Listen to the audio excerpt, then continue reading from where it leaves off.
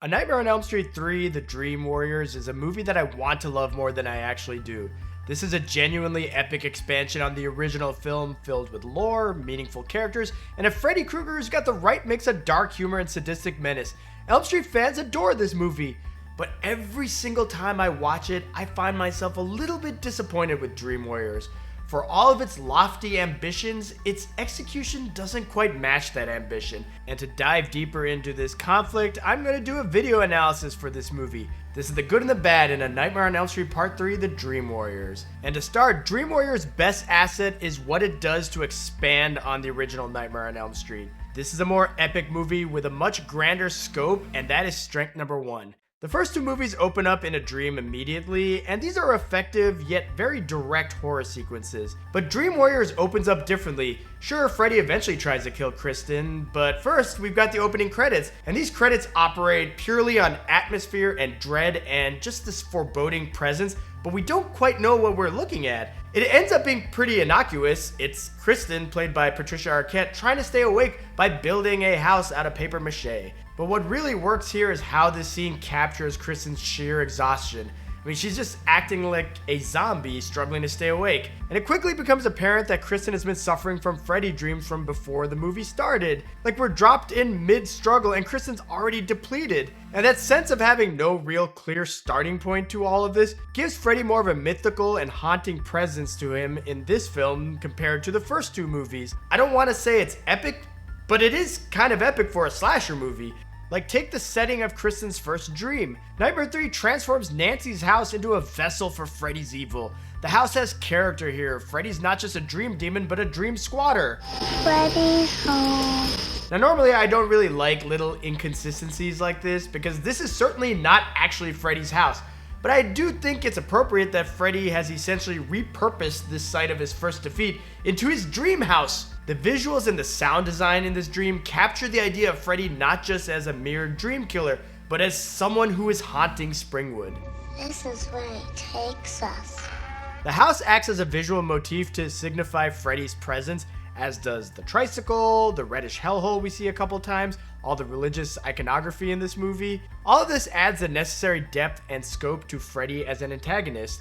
Not only is Kristen waging a private war with Freddy, but so is a whole host of other kids that are committed at Weston Hills Psychiatric Ward. Like, Freddy's no longer a guy who you just can't escape in your dreams, he's also tearing up this community. This is where I think Nightmare 3 has its most power. It's a surprisingly emotional movie. Like, I feel bad for the characters in Nightmare 1 and 2 because I like them, they're likable, but it's on a whole nother level in Nightmare 3 because of its grand thematic scope.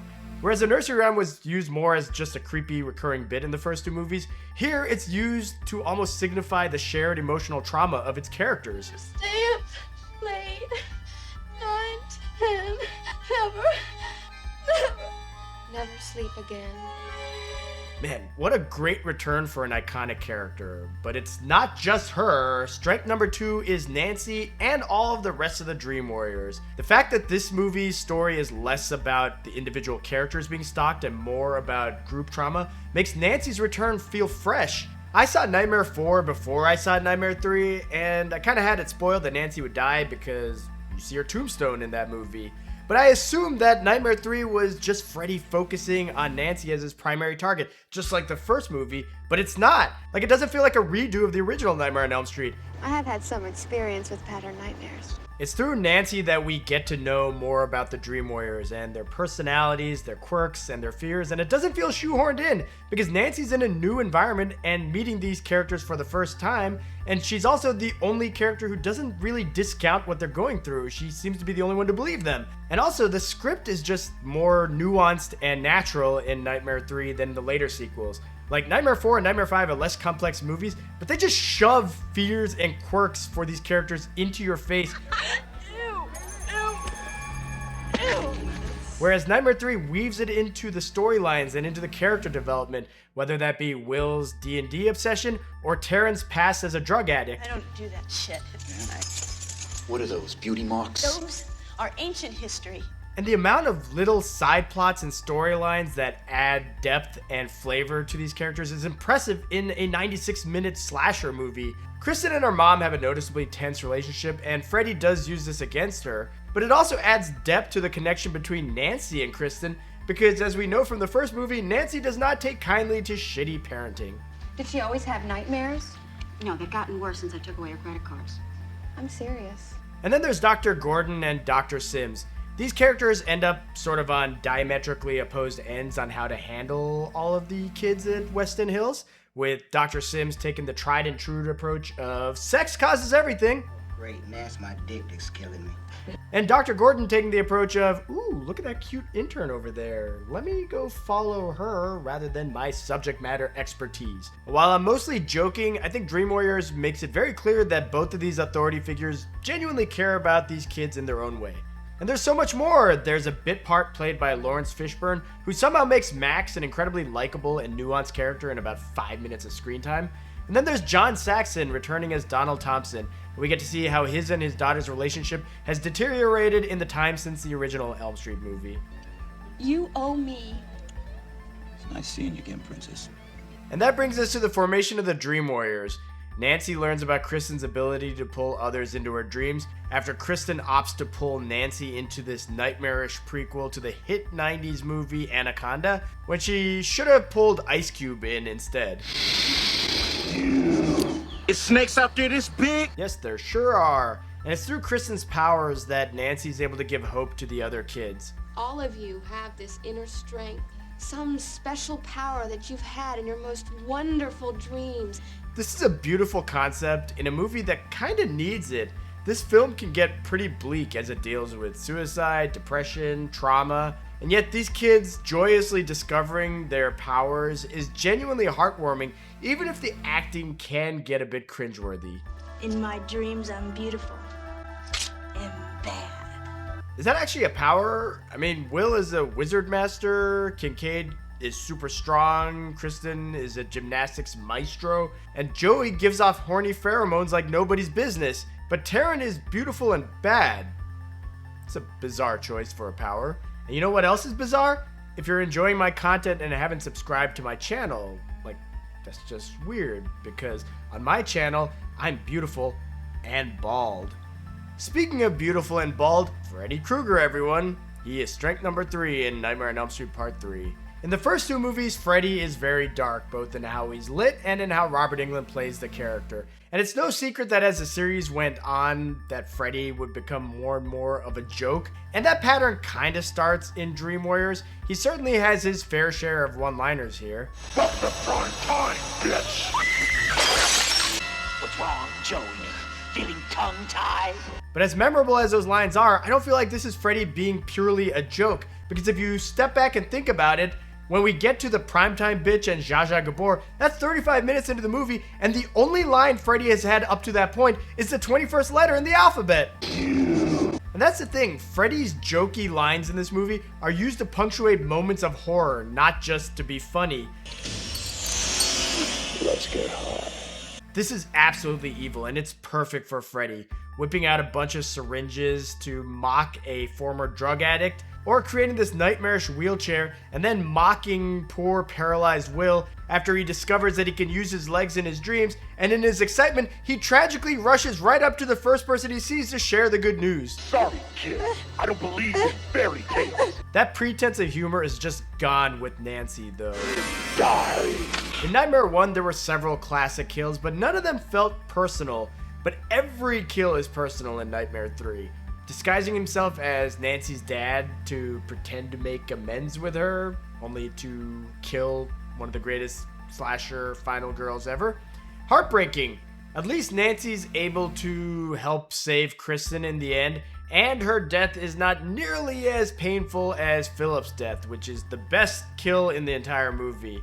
Having his veins cut out and being puppeted around like one of the puppets he makes, that is some sick shit, and it makes me wince every time. But it's also incredibly vindictive, having him fall off the building in front of everyone else and making it look like a suicide. This is cruelty personified. Like in the first scene with Kristen, a scene that I analyzed in depth in a separate video, check it out if you're interested. But in that scene, Freddy attacks her and lets her wake up, only to come after her again in the bathroom with his real attack because she wasn't actually awake. He's just toying with her. that he then makes it look like an attempted suicide to Kristen's mom, and it's immediately clear just how personal Freddy's attacks are in this movie. Why is he after us? Your parents, my parents, they burned him alive, and now we're paying for their sins. You are the last of the Elm Street children. Dream Warriors doubles down on the idea that this is Freddy getting revenge in his own sick and twisted manner. Like, why hasn't he killed any of these kids before they got committed to Weston Hills? Because he's dragging this out. He wants to torture them. He could easily kill Joey in this scene, but he opts not to, partly because he's gonna use him as bait for the rest of the kids, also because a simple kill is not in Freddy's MO in this movie. The scene with Joey does highlight one of Freddy's MOs in this movie, and that is that he likes to pretend to be other people or everyday objects to mess with his victims before going in for the kill. I couldn't go without telling you how sorry I am for all the things I've done. You can just never trust when a parent comes and unprompted apologizes for causing trauma to their kids. This is a great escalation on Freddy's powers. Like, we saw him disguised as the hall monitor in the first movie, or using Tina's voice, but that was limited. For Nightmare 3's Freddy, this is a defining trait. And since this movie's climax hinges on him battling with the Dream Warriors, the movie needs a more powerful Freddy. He's strong. He's never been this strong. But ultimately, all of that setup and grand scope is what prevents this movie from being a true classic. Weakness number one for Dream Warriors is its anticlimactic. Like, when we get to the finale, the first thing Freddy does is separate the Dream Warriors. And this seems like a great chess move from Grandmaster Krueger, move the pieces on the board the best way he sees fit. But for it to be satisfying, it feels like the movie is missing an entire scene where Freddy realizes that fighting them as a cohesive group is actually bad for him. Like, we needed to see Freddy lick his wounds for this to actually hit. But we don't get that. Instead, we get a series of quick one-on-one battles, and sure, the characters get the better of Freddy briefly in these scenes, but they go down far too easily, and it doesn't feel like having these powers accomplishes anything. These short scenes could have been effective had we seen them fight as a group earlier and seen how effective they were as a group. All the buildup for the Dream Warriors, there's just not enough payoff. Even when we finally get a group fighting Freddy together, the scene is over way too quickly and they do barely any damage, and it basically feels like, was forming this group even necessary? They probably wouldn't have even survived this battle that lasts all of like 14 seconds if Freddy wasn't distracted by his skeleton being in danger in the real world. The Dream Warriors accomplish essentially nothing, which is why I hate how Nancy just walks right into her death. After they defeat him, again in underwhelming fashion as a group, this is Nancy's line and it makes me cringe so hard. He's gone. It's over. It's over? You stabbed him with a pole and then a bunch of mirrors shattered. Not even Freddy shattered, it was a bunch of mirrors.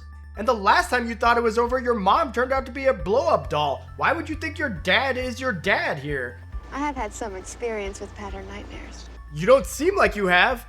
I love Freddy's evilness here, and I love how he uses her father against Nancy, and there's a lot of emotion in the scene because I love Nancy as a character, but the way she dies is a huge blemish on this movie. A slightly smaller blemish is how Freddy dies. Weakness number two is all the Sister Helena, Amanda Krueger, and religious stuff. Conceptually, I like how there's a secondary plot that follows Neil around as he encounters Sister Helena. Plus, Neil is a genuinely endearing character. What faith do you follow? Science, I suppose. Sad choice. There are times when it doesn't offer much comfort. And it's through these conversations that we learn more about Freddy. He's the product of Amanda Krueger being locked away in an asylum with all the inmates during a holiday weekend. Or to put it more eloquently, he's The bastard son of 100 maniacs. So it's all good, right? Unfortunately, not for me. Like, I think the backstory is cool, but the logic about what's happening in the present day just doesn't track for me. So Freddy's mother's ghost decides to start appearing now and give cryptic warnings to a random doctor. Like, why now? It's been 7 years or so since Freddy started stalking dreams. What's so special about this time and place? And why appear to Dr. Gordon in the first place? Why not appear to Nancy, you know, someone who's ready to believe anything about Freddy? Like, what's so special about Neil? What are you doing up here? I was just talking to... I see dead people. I think the concept of this is cool. I just don't think that how it fits into Dream Warriors in particular was thought out very well. Like, it all leads to a cool climactic junkyard battle between Neil, Nancy's dad, and Freddy's skeleton. But while laying Freddy's remains to eternal rest is suitably epic for the scope of this movie, it renders the Dream Warriors themselves, who are the point of the movie, completely pointless. Like, they have no impact on Freddy's fate here. His fate is in the hands of Neil and God. This is God. My biggest issue with this is that religion was only minimally a part of the series before this movie, and even within Dream Warriors itself, it's completely contained in the subplot with Neil and Amanda, disconnected from the rest. The subplot does result in a meteor role for John Saxon, but Nancy's dad's death is rushed just like Taryn and Will's, so I just find this to be a very unsatisfying ending that doesn't properly mesh with the themes that are already set up in this movie. Like, Kristen and Kincaid make a big deal in Nightmare 4 about how they beat Freddy before, but I'm not even positive that they're even remotely aware of Gordon's real-world plan in Nightmare 3. Like, to the best of their knowledge, Freddy just started spazzing out and vaporized for no reason. But that's not really the only time Freddy spazzes out in this movie. His voice is all over the place. Weakness number 3 is the incredibly unpolished sound design. Freddy's voice changes repeatedly and it never feels intentional, it just feels sloppy. Sometimes he sounds demonic. You look tired. Other times he sounds like a half-assed witch.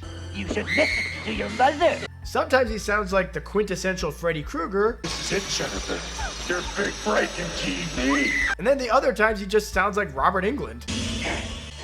Why should we fight? And the worst is when it just switches from Freddy to Robert Englund within the same scene. The sword of the children. Give me strength. Always room for more. Now, this might sound nitpicky, but I find this very distracting. And in the case of this movie, it just sounds like they forgot to modulate Robert Englund's voice in a handful of scenes. That just feels sloppy for a movie that has such grand ambitions. So there you have it. Hopefully that clears up why I think A Nightmare on Elm Street Part 3, The Dream Warriors could have been a classic, but isn't quite a classic in my mind. If you enjoyed this, please like and subscribe. And if you want more Nightmare on Elm Street content, Always room for more.